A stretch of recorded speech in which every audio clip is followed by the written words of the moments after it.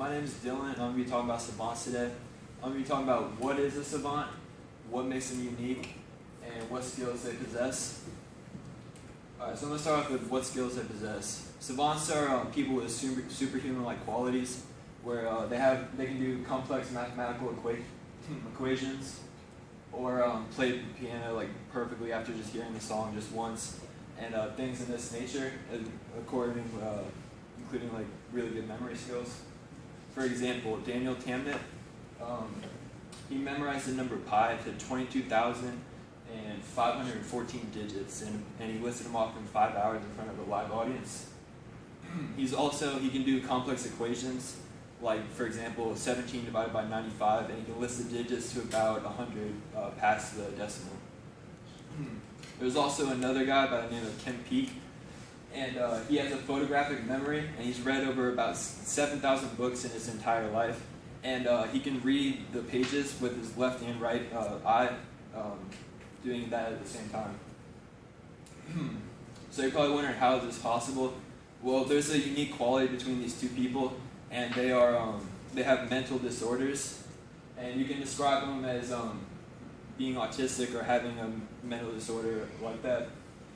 The first guy I listed, the guy who could count the number pi, he actually has a disease called synesthesia, where you can't actually tell the senses between each other, so he looks at numbers in a different way than, say, a normal person would, which allows him to actually do these complex mathematical equations. And the other guy I listed, Kim Peek, he was actually born with this disease where your right hemisphere and left hemisphere aren't connected, so they actually work together as separately rather than together as one. And somehow these disorders allow them to look at these things differently than other people would. So it's not just mental disorders from birth that this shows up with. You can actually gain these abilities through, which is called acquired savant, where it's people that maybe get like a head injury or a head trauma, and the next day they're able to play like a piano. They've never had any kind of experience, and they're playing complex compositions like Mozart and people like that.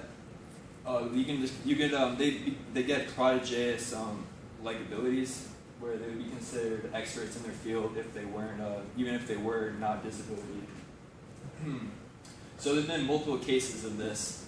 There's about 25 cases worldwide of these people with these abilities. And to name another one, Alonzo Clemens, he got a head injury as a kid, and he couldn't even read. He can't read, he can't tie his shoe or even feed himself, but somehow he can sculpt perfect sculptures with his hands. So back to the guy I first listed, Kim Peek. There was actually a movie based off of him in 1988.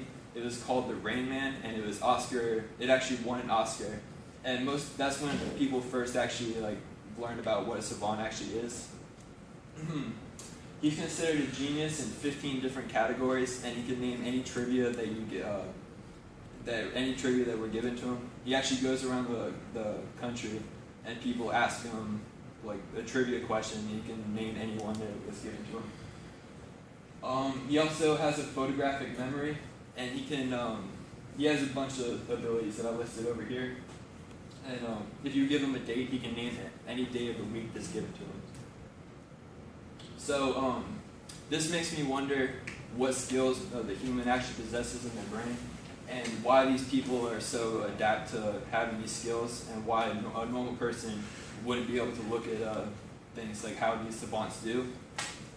So scientists are actually trying to look into that to see how they can tap that information and use it without actually having the mental disorder as an effect.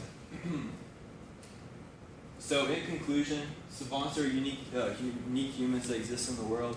There's only 25 around, and they possess amazing skills while most can barely function.